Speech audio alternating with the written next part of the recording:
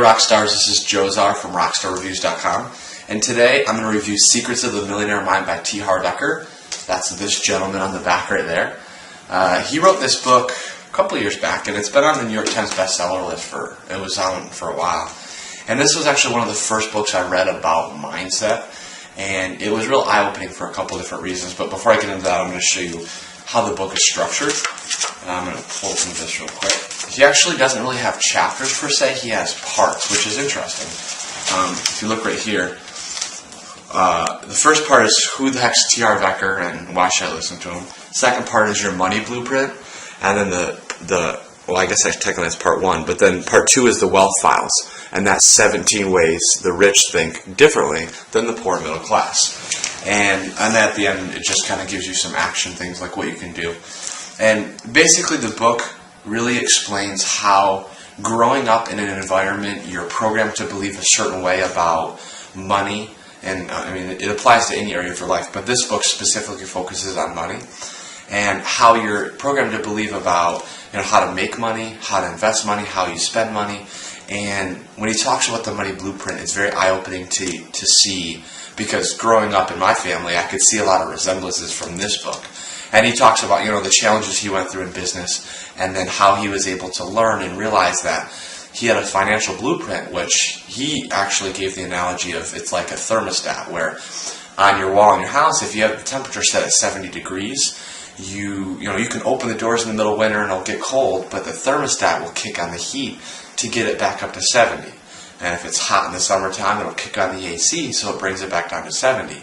And he said, your money blueprint's the same way, meaning if your money blueprint's set at 50 grand a year, then even when you get a bonus or have more money come in, you'll spend it so that you stay at that $50,000 level. And if you have a bad year, the next year you'll pick it up, so you always stay at that level, and just like a thermostat. So if you want to make more money or have more financial abundance, it's not necessarily about the job. It's more about changing that blueprint first, because once you change the blueprint, you're able to go out and create that opportunity or the investment or the business or whatever it is, or even just a better job where you have more money coming in. So that was really interesting to see, because I saw it true in my life. But some more things about it. He actually talks about 17 principles. He calls them wealth principles that the rich think about money that the poor and middle class don't. And I'm going to actually go through a couple of those just so you guys can get a taste for it. The first wealth principle he talks about is right here. I have it bookmarked. It is: rich people play the money game to win.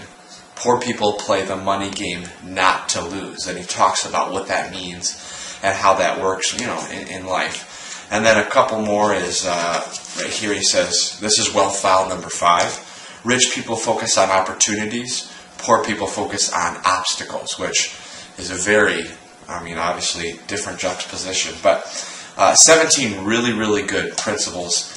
This book was a very powerful book for me. We actually went to the seminar that he offered called Secrets of the Millionaire Mind, and he actually signed it, which is pretty cool. Right there's the signature of T Harv Eker. He's a really cool guy, and we actually went to a couple more of his seminars, so we're really familiar with what he talks about in this book, and it's a great read. This is a quick read. I believe it's only about it's about 190 pages, and I read this in a couple days. But overall, great book. I would recommend it.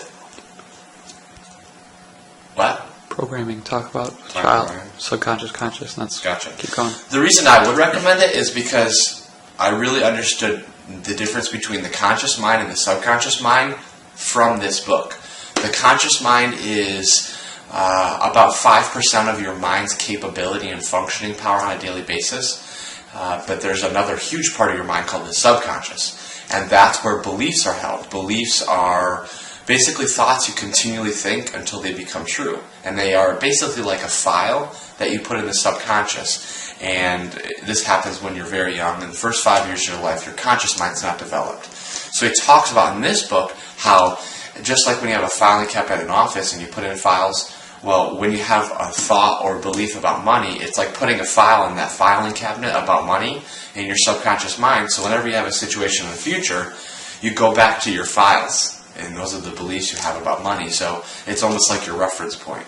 So in this book, he talks about how when the rich think differently, and this is at a subconscious level, they're able to create different experiences and different opportunities in their life. And he talks about how you change those programming and that subconscious belief, you're able to actually change, what you go do and the opportunities you create, and eventually the life you're living. So, phenomenal book. I recommend it to anyone. This is an eye-opener not just for money and how your mindset plays into the money game, but you can apply the understanding from this book to any area, relationships, health, any area of your life. So it's a real eye-opening book. He does a really, really good job.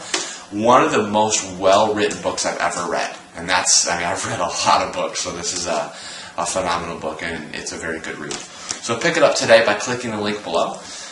This is a phenomenal read. It's a good gift too, especially for people that are struggling with their finances and they want to obviously not struggle and create more abundance in their life. So it's a good gift as well.